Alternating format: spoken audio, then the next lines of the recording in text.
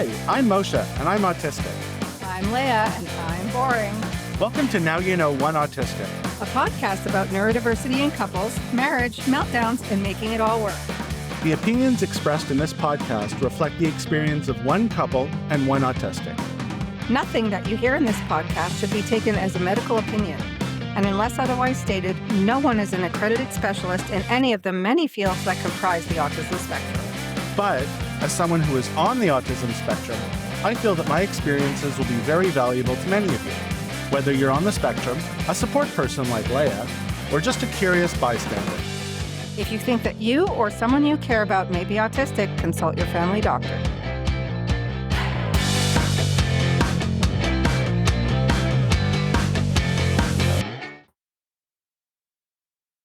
Hey, Moshe.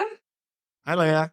So today we're starting episode 2, which is going to be, I think, at least 3 episodes worth, but maybe not back to back, so we can give the listeners a little bit of a break from this topic. For sure. What topic do you think we're going to be doing today?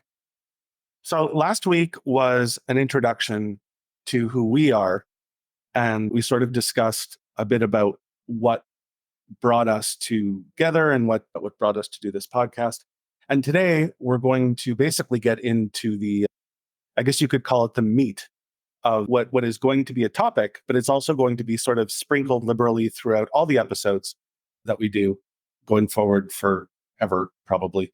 But it's going to be about communication. So you would say we're going to be communicating about communication then? We're going to be communicating about communication. Okay. We should probably start with the definition of what communication is. I think a lot of people out there might think they know what communication is, but do they? It's really hard to say. Communication is one of those things you don't often think about because it sort of forms the basis or the background noise, we'll call it, of just regular social interactions. But when it comes to people who are neurodivergent and people who are autistic, it's not so simple, is it? Yes, but as you know me, I'm a huge nerd, and of course I did some research. And even I was blown away by some of the definitions of communication. It's not only what I thought. So communication can be identified as a message. It can be identified as a means of communication. So like a cell phone, that's communications. Mm-hmm. But we're really only interested in one of the definitions when it comes to what we're talking about. And I will read it verbatim because it's a very good one. So this is from Merriam-Webster. And it is the successful conveying or sharing of ideas and feelings. That's a very good and concise definition. Right. So the key word here is successful. Successful, yes. Can we just establish that we haven't always been successful in conveying or sharing our ideas and feelings?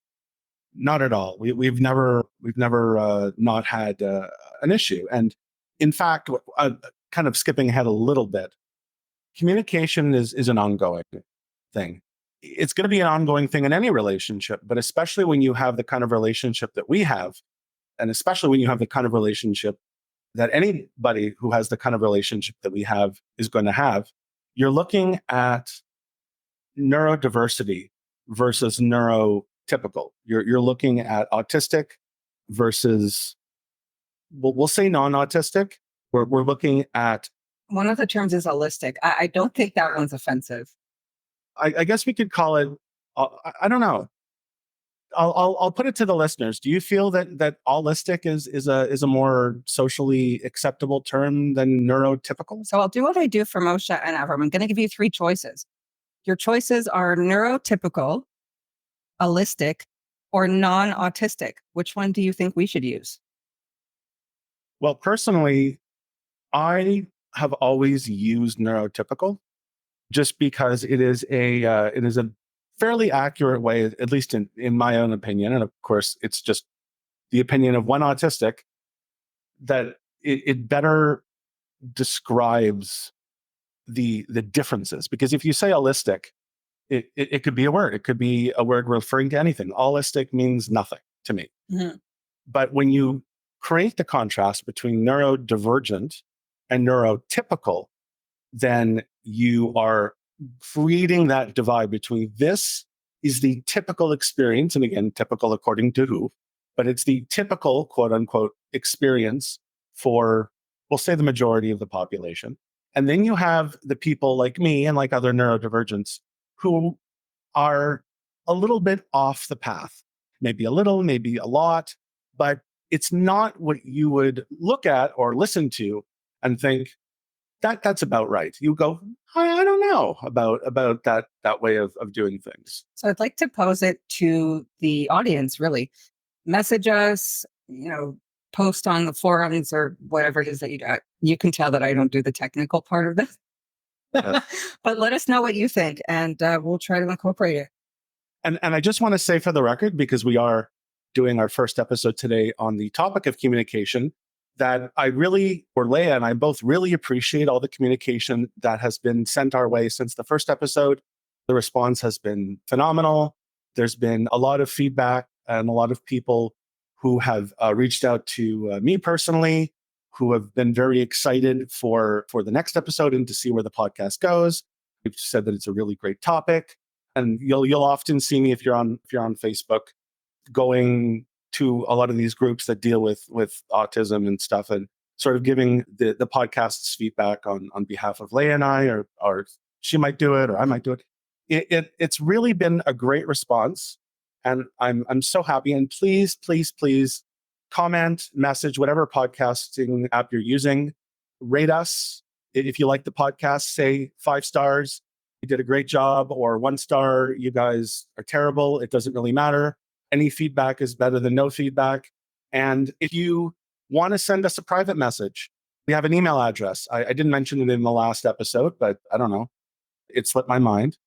Contact us, nowyouKnow1autistic.com. And it's all one word, no spaces, no underscores. Just contact us at nowyouKnow1autistic.com. That is simple for our listeners, and that's a very good idea. So let's get into what would be, again, we like to use the word typical versus non-typical, a typical communicative interaction. So the way communication will work typically is that there's a sender. So the person has something that they want to convey to the other person. Right. So, for example, I would be the sender. Now there's a message. Let's give an example of a message that I have a lot. Moshe, you left something on the floor. Can you please pick that up? And then there's a recipient who would be Moshe in this case. And in order for him to receive that message, a lot of things have to happen. 1, he has to be engaged in listening. 2, he has to process the things I've said. 3, he has to be in the mood to hear it. If he's in a bad mood, he's like, give me a minute, I'm busy. Any of those things can go wrong at any time. And that is true between neurotypicals as well, between 2 autistics as well, or between, an allistic and an autistic person. That's typically how an interaction would go. And you hope that by the time the sender gets the message to the recipient, that it goes well and it's handled in a respectful and productive manner. Mm-hmm. So it's 3 parts, but it is one of the most complicated aspects of any relationship between one autistic and one non-autistic or one allistic. Sounds so simple, right? It does sound simple. You have 3 steps: step 1, step 2, and step 3. And the amount of work that has to go into, how the sender is saying what they're saying. Is the sender making sure that the recipient is even listening? How many times have we come to the end of a half an hour argument and the answer is, I just couldn't receive the message you were giving me with the words you used. You needed to use these words. Uh-huh, uh-huh. The message is very important. The sender and how they present it is very important. The recipient and whether they are receiving it. And this actually allows us to get into another topic, which I don't know that we actually discussed in preparation for the episode. And that is a very important thing when we're talking about these 3 steps. And that is the difference between hearing and listening. Mm-hmm. Because let's be honest here, a lot of people, but also in particular neurodivergents or whatever you want to call them, autistics, we'll say in this case, because I'm autistic, so that's how I relate. Autistics always express that there's going to be a difference between hearing someone and listening to someone. Hearing is passive. Listening is active. It's the difference between speaking and talking. Hearing means you basically have sounds enter your ears. What your mind does with them is really up in the air. If you are in a room and there is a sound, for example, if the air conditioning is on, I'm hearing it because it's on. But if there's something wrong with it, I'm not really like listening. And you'll go, Moshe, do you hear something's wrong with the air conditioner? I go, I don't know. Well, can you hear it? Oh, yeah, I can hear it, but I'm not listening for it. Right. That'll typically go the other way, actually. You'll hear something and be like, something is off, and I don't notice it because Right. of your ADHD. It's a superpower, I guess, if you want to call it that. We'll call it a superpower. But, Moshe has another layer of things to deal with, which honestly, I have to almost give him a medal for this because I can see from his perspective how difficult and impossible it would be. And there's this other layer of hearing versus listening, where I gave the example of Moshe, you left, let's say your underwear on the floor again, pick him up. And he'll go, okay, and pick him up. But if he doesn't go, oh, Renee, I'm so sorry. And I understand. And I acknowledge that this is so frustrating for you. I will turn around and go, do you understand how it made me feel that you left your underwear on the floor again after we've talked about it? And that is where we get up, because I am, both neurotypical and a woman. So I'm all about do you understand how that made me feel? Do you know what you did wrong? And that's got to be like, I give him a medal for dealing with that. That is an interesting point, because when we talk about hearing versus listening, and we talk about even between hearing and listening, there's subcategories between hearing, what type of hearing you're using, and what type of listening you're doing. Because you could, for example, say, Moshe, your underwear on the floor. I could hear you. I'm listening to you. So I go, oh, okay, pick them up, put them away, go back to doing what I was doing. But what I'm not listening for is tone, demeanor, nonverbal, like body language, intonation, because this is the 6th time that I've left my underwear on the floor this week, and Leah's getting a little bit upset. So it's not just a matter of, oh, I'll do it and then I'll forget again. I have to be able to go, oh, you know what?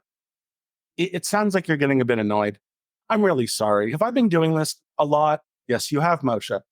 Okay, I'm really sorry. I'm going to make a greater effort to pick up my underwear. That way you're acknowledging feelings.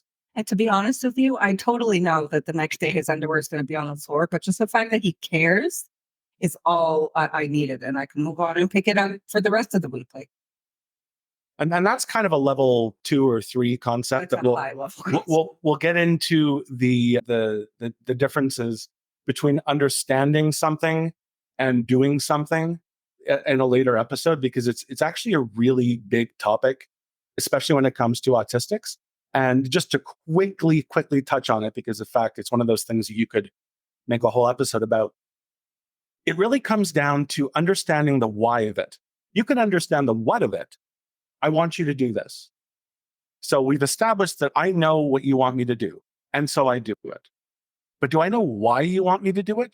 Sometimes yes, sometimes no. Did you explain why you wanted me to do it? Sometimes yes, sometimes no. If no, maybe I need to clarify. And when it comes to, and again, this is just a real surface level thing.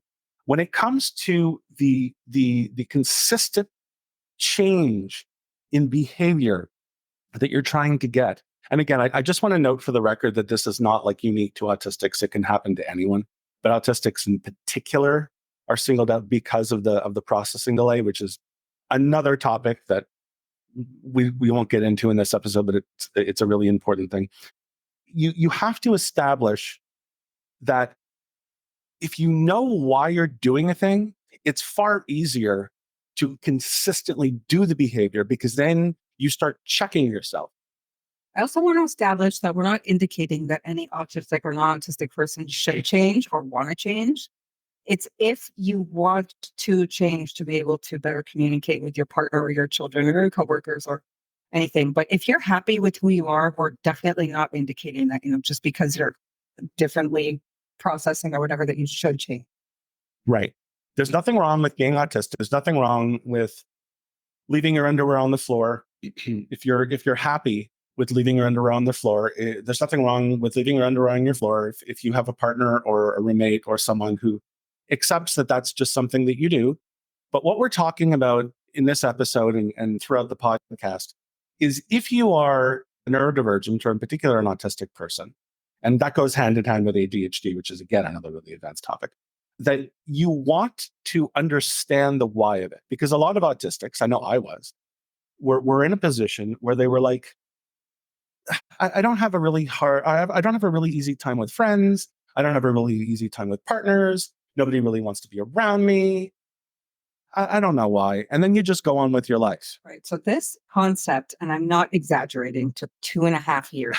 Yes. Listen to the efficiency and ease of this topic. Okay. Moshe would do nothing unless he understood inside and out why it was necessary, why he was doing it, why it had to be a thing. He agreed with it in all aspects. And then it was been like a thorough going over. And I would get very upset. And one day I just looked at him and said, "Do you care about me?" And he said, "Yeah." I said, "If you care about me, can you just do it?" And he said, "That's a thing I can do." And I said, "Yeah, you don't have to understand everything. Right. If someone you love and trust and you know won't ask you to do anything, against yourself, asks you to do something, sometimes you can just do it." And trust in a relationship with a neurodivergent or an autistic is also a very interesting concept. But if you can establish a rapport with someone who is neurodivergent, the way that Leah has established a rapport with me, that can come through months or years of established work and a genuine interest in attempting to form the bonds with me that she wanted to, then you really kind of armor yourself because you can in effect out logic the autistic like me. So we can establish that I am doing this because you know that I care about you. You can agree that I care about you. Yes. Okay. So you can agree that if I ask you to do something, it's not for selfish or incorrect reasons. It's because I care about you. Can we agree on this? Yes. Okay. So can we establish that if I ask you to do something, with very few exceptions, it's because it's important to me? Can we establish that? Yes. Okay. So how about this? In instances where I ask you to do something and you don't readily understand why you're doing it, and we can definitely discuss that at a later time. But in the moment, if I ask you to do something, the default, even if you don't understand the why of it, is because I care about you and I have your best interest in mind and I love you. Can that be a thing that you just kind of fall back on so that you don't turn every single request to pick up your underwear into like an interview?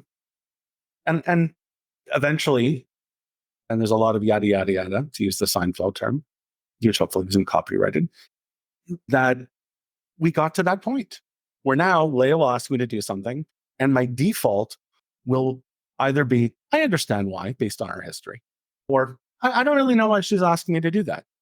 But I love her and I care about her and I want to make her happy.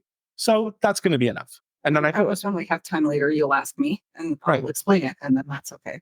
right, So let's move to a subtopic within this topic, obviously, the different ways that somebody can communicate. right. So the obvious one is spoken. Mhm. What does spoken communication look like? Often it looks like language. Mhm. Often it looks like words. Mhm. Often it looks like a common language, right? So I'm speaking English to you, you understand English, you're speaking English to me. Right. Where you get into difficulties with that is when people don't speak the same language, for example. And a thing that people should know about autistics versus non-autistics is that often, even if you're speaking the same language, you're not speaking the same language. Mhm. Words don't evoke the same feelings for you necessarily. You've described a phenomenon to me where you will grab a word that's adjacent to the word that you meant to say because that's what your brain is doing. We discovered together that a lot of times you think in memories. So you will say something that's totally bonkers to me, like we're driving down the road and it's crashing, and like we're not even in a car, but you're expressing a memory to me that conveys the same feeling, and I'm expected to understand that. Right. Right.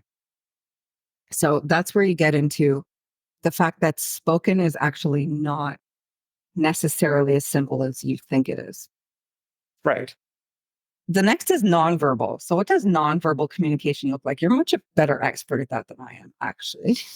From what I saw and what I know through many incarnations of my careers and stuff, is that nonverbal generally will look like body language, gestures, how we look, how we dress, how we carry ourselves. It's what people see on the outside. It's what we want to project to others. Right.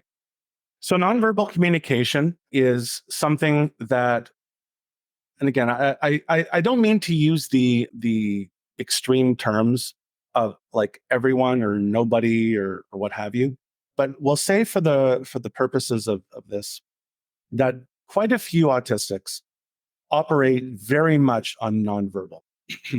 And we'll get into the whole concept of verbal versus nonverbal in a few minutes.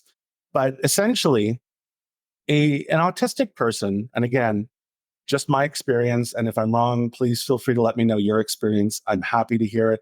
We're happy to hear it, I should say. And we would love to hear everyone's experience. But nonverbal communication for an autistic is the default. Because even if you can't vocalize your feelings, which a lot of autistics do struggle with, and again, I use the word a lot, not all, because obviously there's a lot that are perfectly fine with it. And that's okay too. But you exist. And I use the word exist. Now, for me, the word exist doesn't necessarily mean what the people might assume that it means, which is another topic that maybe we can get into. Is does that word, what do you mean by that? It may not mean what either you think it means, or it may not mean what I think it means. Not trying to get too much off topic. So, for example, something that I used to do a lot is stare, because my mouth had trouble operating. So I tried to speak with my eyes. Now, the thing about the eyes are they don't have the necessary air exchange to express words. Your mouth is actually quite good at expressing words. That's kind of how it was made. But your eyes can express feelings, maybe, but those can also be misinterpreted. So when I struggle with communication, when I struggle with vocalizing my feelings, when I struggle with expressing myself in the way that I want to, then I rely on nonverbal cues. My face, as Leah says, does a thing, or Your face has no poker face. my eyes do a thing, or my posture does a thing, or sometimes I'll sigh, or I'll roll my eyes, or I'll act like really like you can kind of sort of look at me. I mean, you can't because this is an audio. There's no video component to the podcast. But you could if you were able to look at me.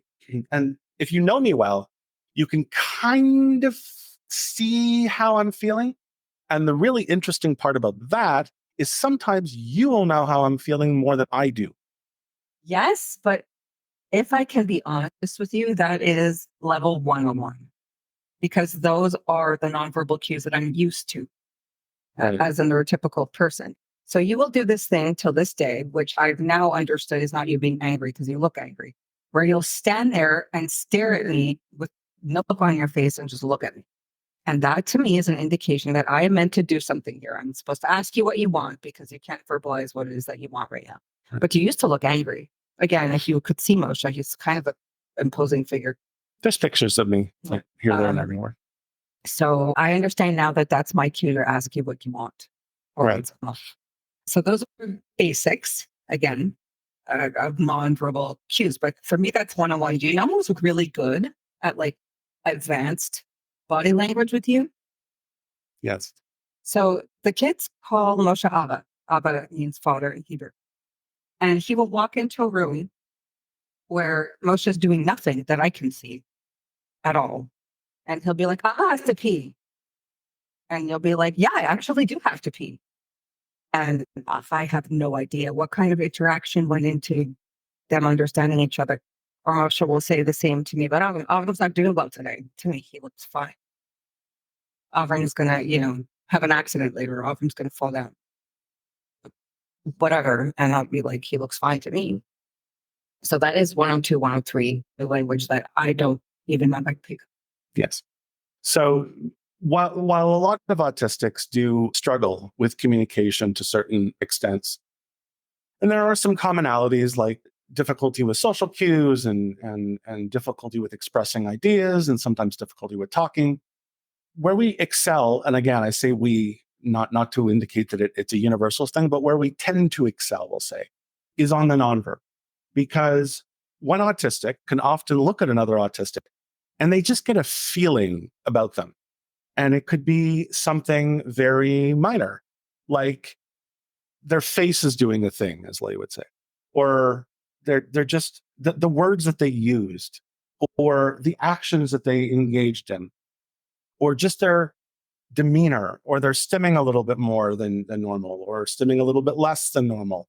Or if you have a particular stim, and again, I'm using the word stimming, we haven't defined it, and we will, but for now, we're just going to assume that it has something to do with autistics. And if you know what it means, then fantastic. And if you don't, then we'll definitely define it. But if you are behaving in a quote unquote autistic way, and again, this will actually come up not as an offense because it's meant with the most love in our hearts. But Leah will come to me and say, Avram's acting really autistic today. Can you figure out what's wrong? And again, I know what she means. And if I said, Leah, I'm sorry if I'm a bit off, I'm feeling extra autistic today, she'll know what I mean by that. She'll go, oh, yeah, I see it. And that comes with exposure and experience. And again, it is not meant to be offensive. And if you feel that that's offensive, then please let me know why. Because I honestly, I'd like to hear other people's experiences, because as the podcast intro says, I'm one autistic. Actually, just going to quickly define stimming for people. Okay, we're going to go right into it. It's really quick. We're not going to linger on it. But stimming is essentially a sensory seeking behavior. Everybody has them, including neurotypical people, where you like to chew gum or you would like to play with something with your fingers. Autistics do it more, and they have more of a need to do it. It's rather than something they like to do, they need it to regulate their interaction with the outside world. And that's all he has to add for now. Okay. So back into nonverbal body language, it really comes down to the ability to be able to carry yourself in such a way that people should, in your own mind, which is a whole other topic, be able to look at you and based on their knowledge of you, know what you need without you vocalizing it. And that is that in an ideal situation, that would go part and parcel with the verbal communication. Because as you know, the majority of communication is nonverbal, but the words do matter, obviously, because if you just walk into a room and stare at somebody, they're not automatically going to know exactly what you need or the urgency that you need it or anything like that. But it's definitely a thing that autistic people struggle with, that I've experienced. And again, not universal, but it's my own experience and my own journey. That is work. That is work to get to know anybody, really, if you just look at them and figure out what they need. But that's any relationship, I think. I just want to say for the record, without mentioning names, that one of my first exposures to what, I don't know, for lack of a better word, a mainstream autistic, because, there's some of us that look behind the curtains and some of them that are more in the spotlight. But there's a particular, we'll call them a somewhat famous autistic that has some exposure and has been involved in certain projects. And what they indicated, which to me at one point seemed like the height of autistic understanding, is that their partner would be able to look at them and based entirely on their nonverbal body language, say, okay, they're done for the day. We're going to go now. And Leah and I have had many discussions about that very concept and whether or not it's even healthy to feel that you need to manage an autistic in like, we'll call it the real world based like on another adult. Your child is different, but another adult. Right. So we're approaching about a half an hour into the podcast. So I think what we'll do, we'll call this the halfway point perhaps, is we'll move on to the next topic. This is a big one. You're going to have to keep it, I think, a little bit quick if we want to keep this to a reasonable length. And what we're going to be talking about is the terms nonverbal, non-speaking, and minimally verbal, and what they have to do with the levels of autism that can be diagnosed by the ADOS and the DSM-5. Right.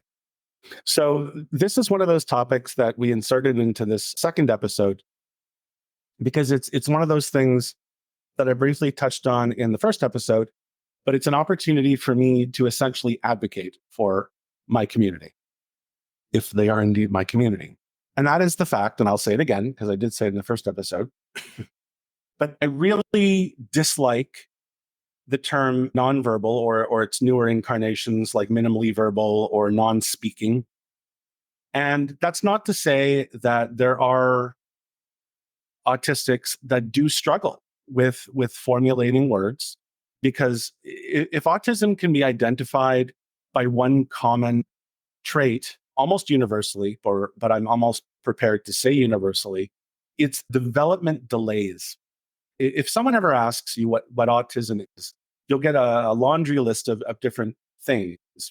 But the universal underlying factor is it is a developmental disability.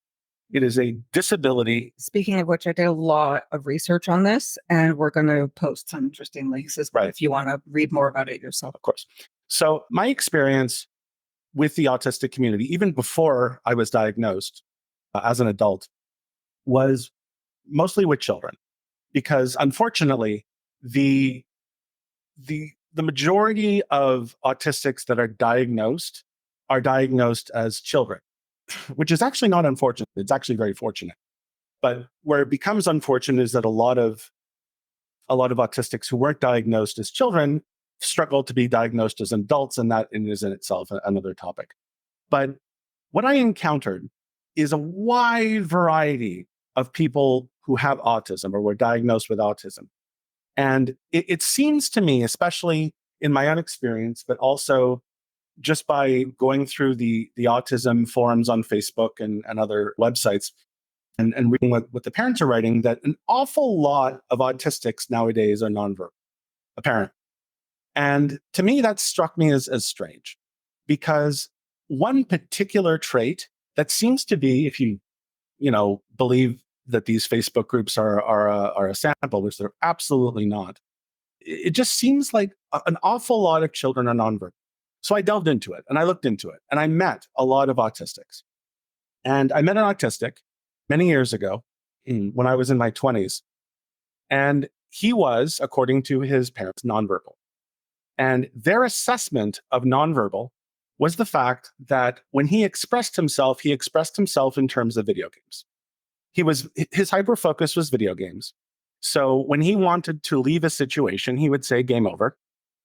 When he was feeling very happy, he would say power up. And they were words, like those are actual words in English. But the mom says, I'm sorry, he's nonverbal and we don't always understand what he's trying to say. So I was very young and I was very naive and I was very shy. But what I was thinking was, well, are you listening to him? Because I spent time with him. He was, I don't know, he must have been like 8 or 9 years old. And I was like, I don't just hang around with autistic children. I was the roommate of this person. No, I was a roommate of this person's friend. And the friend was coming over for coffee with my roommate one day, and they brought their son. And I'm a very friendly guy. So I was like, hi, how you doing? And she said, oh, he's nonverbal. I'm sorry. And I said, he can't talk? He goes, no, he can't talk. And then he started talking to me.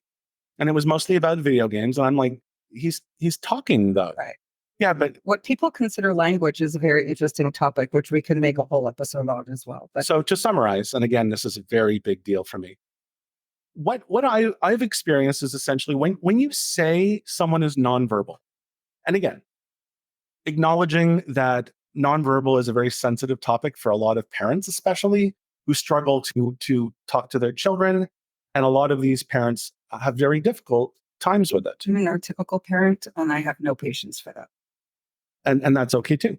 So my advice to these parents are, your child, unless they're mute, which I haven't encountered, whether your child is talking in terms of video games, whether your child is just using one or two words, whether your child is just making sounds, whether or not you put them in speech therapy or occupational therapy or, chas v'sholem, ABA, to try and provoke a language development at some point, they're not nonverbal. If they sit in a corner and don't make a sound, they're nonverbal.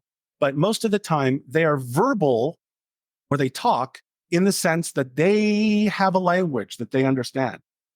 Yeah, I need to express how I feel about this. Go I ahead, get Leah. worked up. So there are parents who learn their baby's cries to know what they want. This cry means they're dirty. This cry means they're hungry. This Right. right.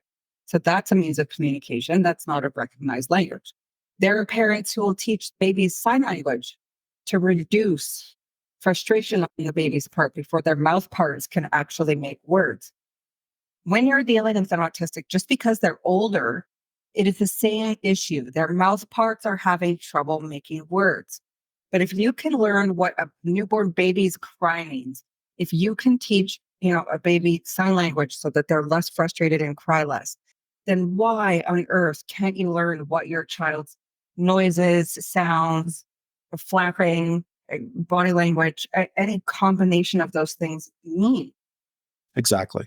And what I encountered, and it actually does make me very frustrated, because a lot of these nonverbal parents of nonverbal autistics, the kids are like 2 or 3 or 4 or a 1.5.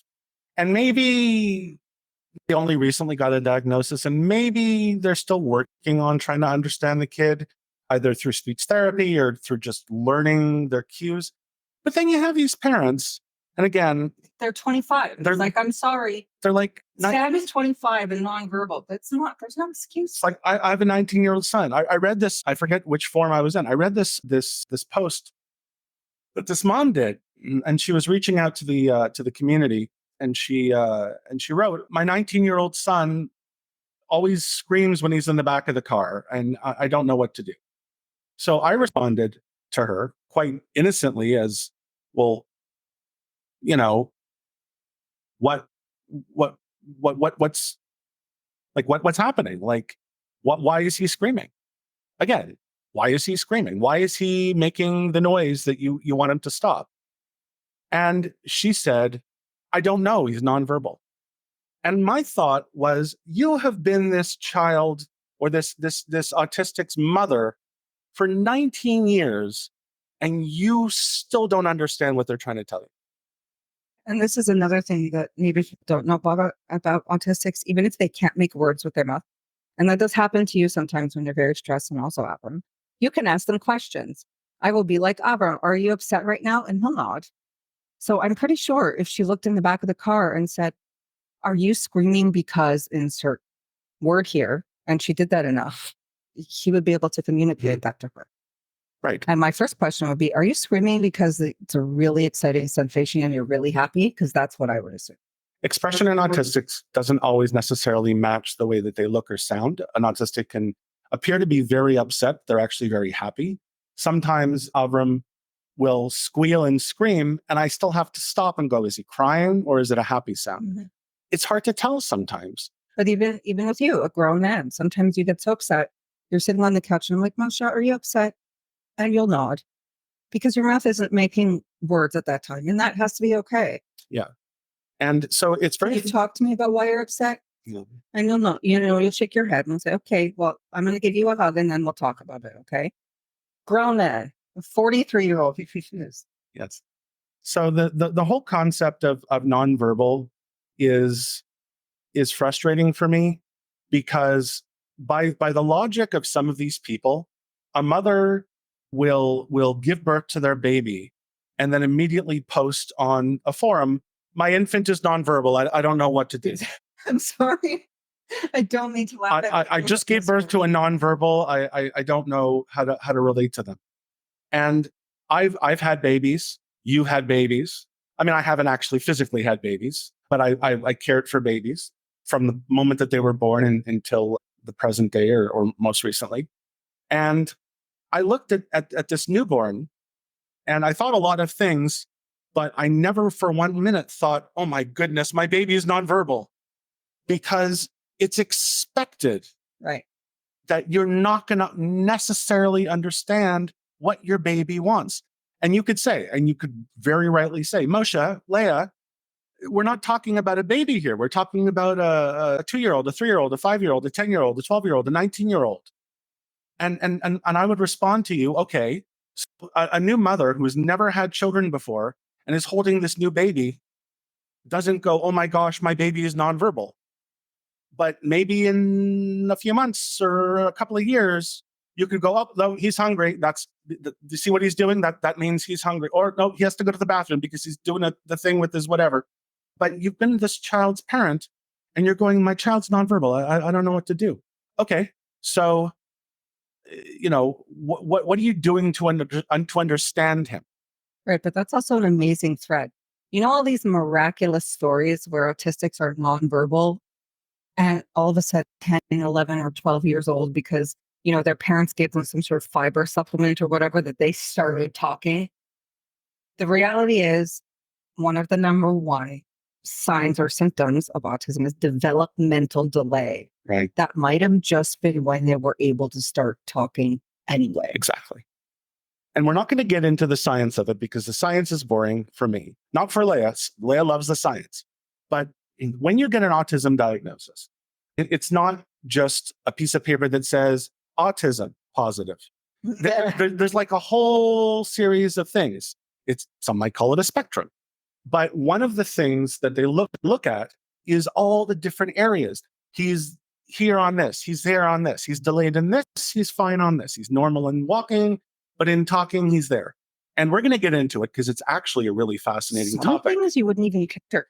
Part of Autumn's diagnosis was they actually manipulated his joints and they're like, yep, he's loose. And I went, what does that mean? Apparently that's a thing. It is.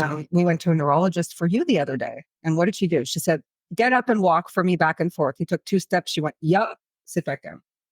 I was told the other day that I had an autistic walk. I'd never before told I had an autistic walk. But now I know what an autistic walk is. I've always known what it was. I just never knew it was an autistic walk. But the delay, a lot of people look at delays and they think that delays are universal.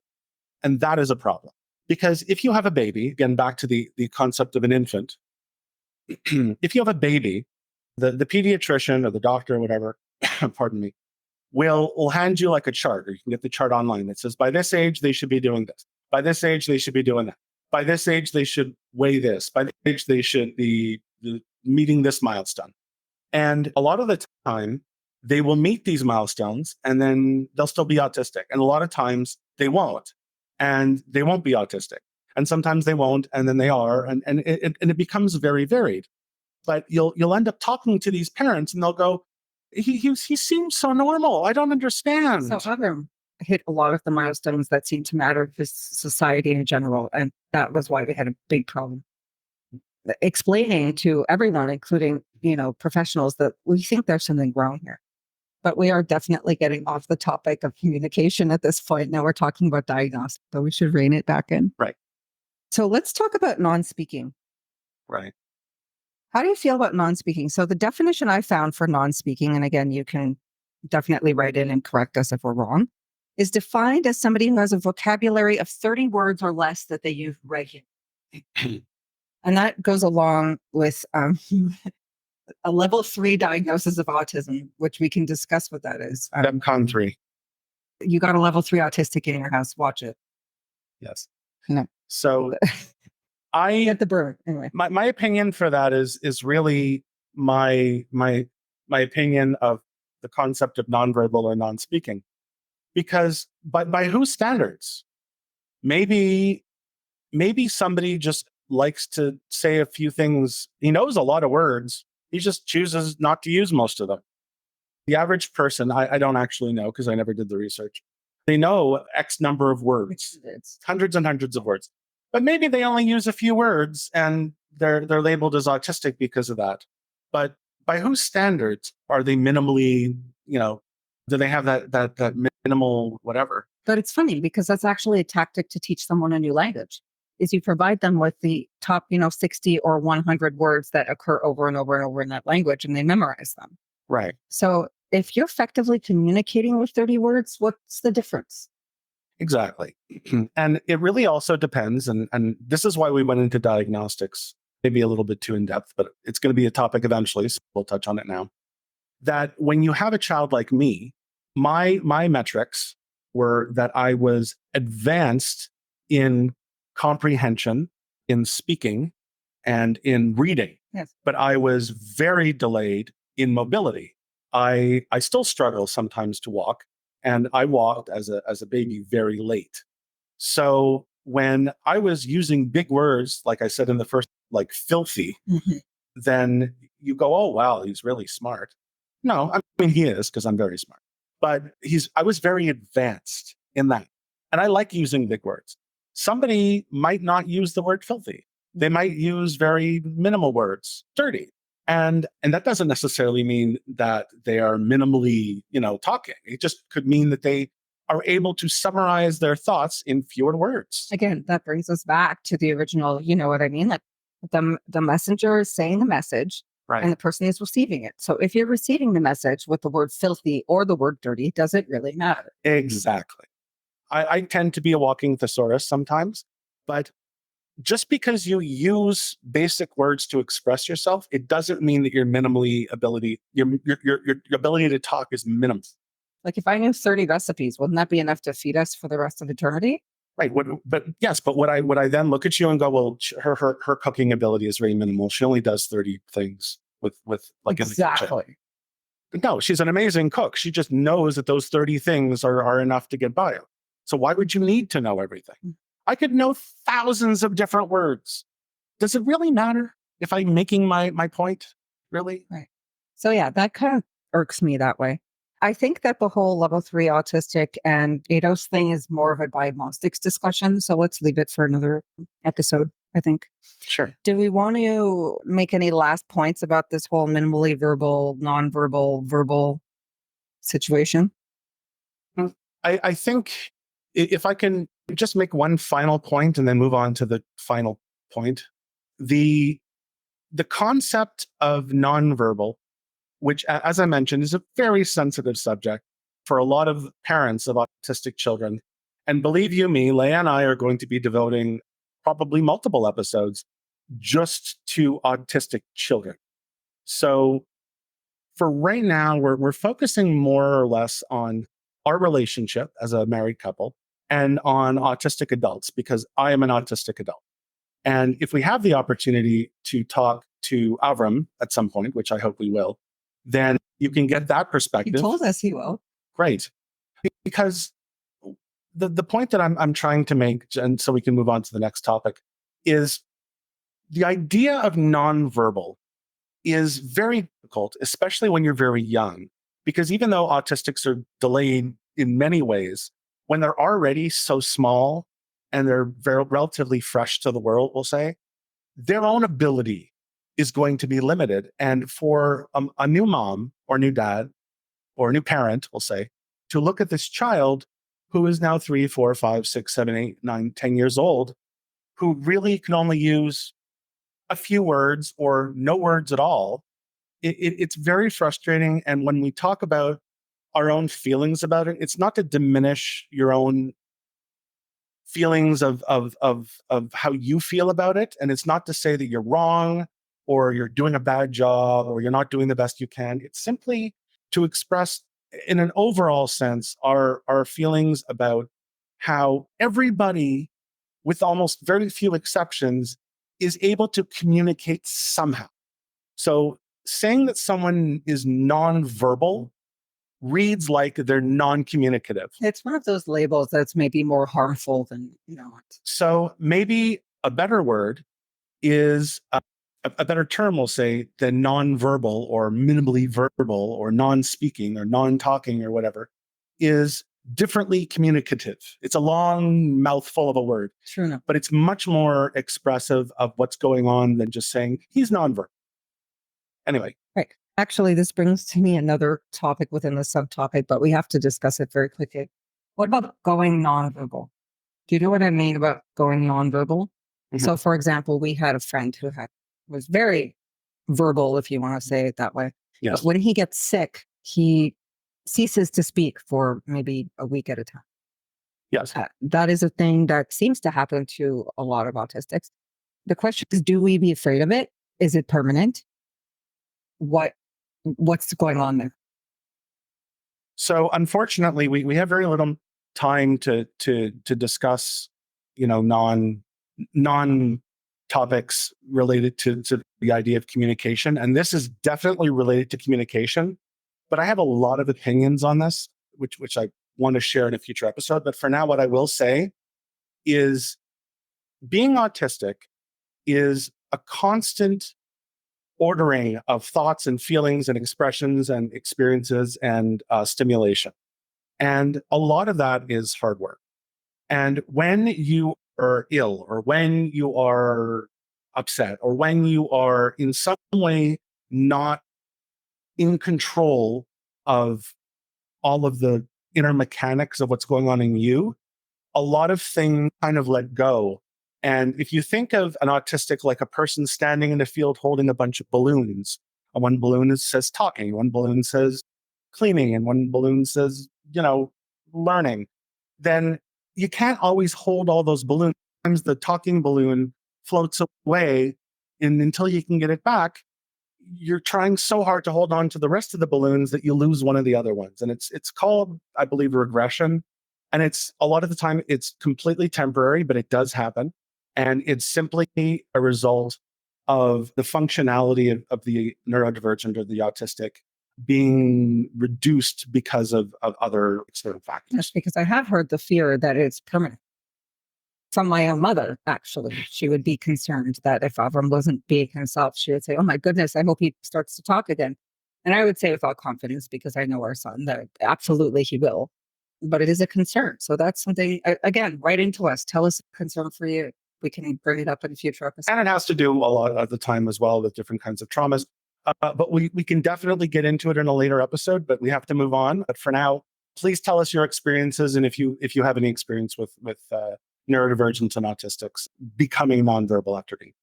Anyway. All right. So now this is one actually for the neurotypicals more, because we're going to discuss communication styles, and these are for everyone. We're going to see where the pitfalls could be in between two differently functional people. But there are four main communication styles. We're going to put up a really good graphic that I found actually about that. The first is passive. So passive means that you don't speak up. You're very shy. You're afraid of people judging you. You keep all of your feelings. And that absolutely leads to nobody knowing you or knowing what you want ever.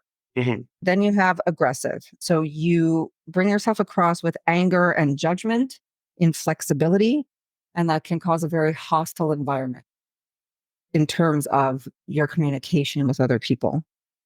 Then there's the passive aggressive. You hold on to those negative feelings, but you don't necessarily verbalize them, but it will affect, or your emotions will affect future communication. And that will often lead to confusion and resentment on both parties. The last is assertive, which seems to be the healthiest one. It's confident but respectful of the other person's feelings, and it opens you up to honest and healthy conversation. So in terms of communication styles, I've already identified that I'm assertive. What do you think your communication style is? I've often been sort of vacillating between passive and passive aggressive, with spurts of aggressive. Assertive is definitely something that I have often struggled with. And that is a lot to do with my past experiences, which we may or may not get into in a later episode, because it doesn't necessarily have to do with neurodivergency or autism, and it's mostly just a personal thing. But what we can discuss about it is that autistics tend to be, and again, one autistic, one experience, but they tend to be very suggestible. And when you are in a situation where you are suggestible, like I am, and I'll admit it, then you can sometimes get pigeonholed into a communication style. Because autistics, and again, just my experience, but autistics often are very, to use the Freudian term, in-focused. When they want something, they tell you what they want. When they're uncomfortable, they say they're uncomfortable. When they're unhappy, they say they're unhappy. And they express themselves in these overt ways. The people in my life often called me histrionic or drama queen or whatever. But they express themselves in these overt ways, and they scream and they cry when they stub their toe, or they're very unhappy, so they descend into this, Shakespearean level of melancholy that causes them to just give up the will to live or whatever. But the fact is, when we experience emotions, they're often very extreme. And people who are around us who don't necessarily know how to deal with it they'll punch them down. Don't Hey, just stop acting that way. Stop screaming. Stop acting up. Stop. Just stop. Just stop. Calm down. And oftentimes, a lot of autistics will take that to mean not that they should temper themselves, but that they should just shut down completely. Right. So my experience, and again, this is harder than experience, is that you should approach a reaction like that with curiosity. What happened? What's wrong? How can we calm this down? So yes, I actually do have a question for you. So do you think you could be in a successful relationship with another aggressive communicator or another passive aggressive communicator? Or do you think it's necessary to have sort of an open and honest, assertive communicator in order to optimize our understanding of each other, for example? So autistics, and again, I use the general term, but my own experience is my own experience. And again, if your experience is different, let me know. But autistics in general function better with clear instructions. One of the things that always really bothered me about being in Israel is that Israelis are very general. They'll say it's over there, or it's right there. It's over here, and they don't give specifics. They go, "Where's the bathroom?" They'll go, "It's over there." Where? They'll sort of wave in a general vicinity. Autistic doesn't have clear instructions. They don't necessarily know what to do. So being with somebody who doesn't give clear instructions, or being with someone who gives unclear instructions, like for example, passive aggressive. Geez, it would be real nice if someone could do the dishes, Moshe. Yeah, you're right. And then walk away. Mhm. Or, gosh, I'm always having to tidy up your mess is passive aggressive because it doesn't give clear instructions. The person feels that they're being clear. And the really sad thing is sometimes autistics do that too, because their version of communicating doesn't always fit into these categories. Mhm. But that's where I come in. You will say something like, wow, sink's full. It would be nice if someone did the dishes. And I'll say, Moshe, would you like me to do the dishes? Right. You could Exactly. just say so. Right. And that's not meant to be, bad Moshe. It's meant to help communication, which is the topic that we're in. And it works with kids and it works with adults. And it really comes down to clear instructions. What do you want? What do you need? Tell me what it is that you're looking for. And often that interaction will end with me throwing you a towel and us doing the dishes. Exactly. And crisis averted, whereas some people could fight over that for all night. Right. So assertive communication, which is, as Leah said, the key or the most ideal form of communication is expressing your needs in a way that is Sort of considerate of the other person. considerate of the other person, but clear. Because a lot of the time I've said to Leah, I don't want to come across as mean. And she'll say, well, do you want it to be done? Then tell them that you want it to be done and mean it. Don't just say, do the dishes when there's like one dish in the sink for the sake of doing it, or just aggressive communicators are often bullies, almost always bullies, because they don't have any rhyme or reason for their emphasis, we'll say. They just want it and they want it done now, or they need it done now, or they're very expressive but without any grounding. Someone who unfortunately I forgot told me a better definition of assertive that I can't actually recall right now. But what I think that I would like to put out into the podcasting universe is, if you have a really good definition of the different communication styles, assertive, passive aggressive, and aggressive, then let us know. And in particular, if someone is assertive, what does that mean to you? What is the difference between aggressive and assertive? Okay, I can be honest. Being a woman, I've been called the B word more than once. Right. Because a woman is not allowed to be assertive. They can be assertive but then they're labeled whatever The that B word word. is. Yeah. Yeah. Right. So we are coming definitely to the end of the Alon talking. You probably want to listen to at this point. We have more topics even that we intended to do in this episode. I'll just touch on them real quick because they're very interesting. So the double empathy problem, you can Google that and put that up, but we're going to discuss it, and how it leads to misunderstandings. How long does effective communication take? That's a very personal talk with Moshe and I. There's no ideal for that. I'm just going to discuss how long effective communication takes for us. And eye contact. So why eye contact is difficult for autistics? Should we insist on eye contact? Is it a thing? When is eye contact appropriate? And some of the science behind why eye contact is difficult. Right. So we'll sign off now to avoid making the episode any longer than it needs to be. But I will say that communication is going to be an ongoing thing for us in terms of topics, but it's also an ongoing thing for any relationship. And in particular, even though we're doing like episodes or podcasts about communications, it's still a work in progress for Leah and I. So if you're having communication issues, feel free to let us know, but don't feel down on yourself because it's going to continue to evolve if you want it to. Yeah, absolutely. So write in, let us know. Even if you want some advice from, a couple of non-professionals, we might even feature your story. For sure. Might be helpful to people. Also, don't forget on whatever podcasting app you're using, download, rate, share. We hope that you really enjoy what we have to offer, and we're excited to give you more.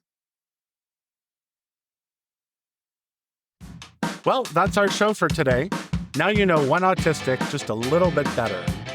So, something you may not know about some autistics is that we often struggle with ending social interactions. So, Leah? All right, Moshe, I'll take care of it. Thank you for listening to Now You Know One Autistic. See you next week.